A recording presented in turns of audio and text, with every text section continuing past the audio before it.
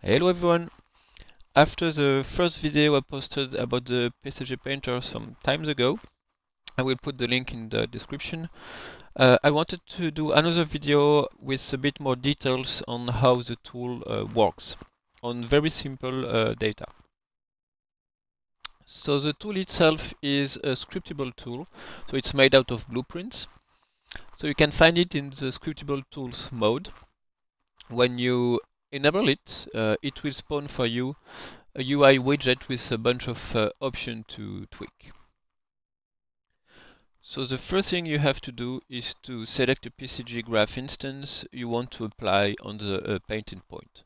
There is one simple one available for you as an example. So you can see now if I drag and click, I can paint objects. There is a simple rule in this graph which paints a cube on the ground and a cone on walls. You can shift click and then the brush erase the painted point. You can change the brush radius with this option. If you keep pressing Ctrl button, the brush won't move with your cursor, so you can change the brushes while seeing the brush in the position. So you can see here I'm painting data with a different radius, and if I increase the sampling count, I have more meshes spawned under the brush.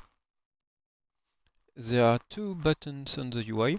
One is to clear all generated points, and one is to force the recook of the graph with a different seed. The custom data option allows you to inject custom data, just a simple integer, on generated points. That means you can change the graph behavior according to this data.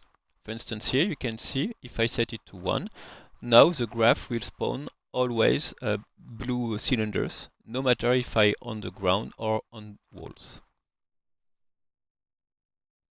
There is a global density multiplier option available to be applied on all the points generated by the tool overall. So you can see here if I decrease the multiplier, it removes a lot of points. And on the opposite, if I increase it, it will add a lot of points. A self-pruning node is used to prevent overlapping points. So you can change the points bounds scale in order to tweak that behavior a bit. So you can see here if I increase the scale, it removes some overlapping points. The painting process only creates root points that you can show with this option here. So you can see in green here the root points created when I paint or remove points. Once I have these root points, PCG will actually scatter other points around these root points in a given radius. You can show them as well using the show scatter points option. You can see that when you remove a root point, all the scattered points around the root will be removed as well. You can also show the radius you use. So if you have a different radius per brush stroke, you will be able to see them. So the PCG graph we set up at the beginning of the video was a PCG graph instance. That means you have parameters exposed you can tweak.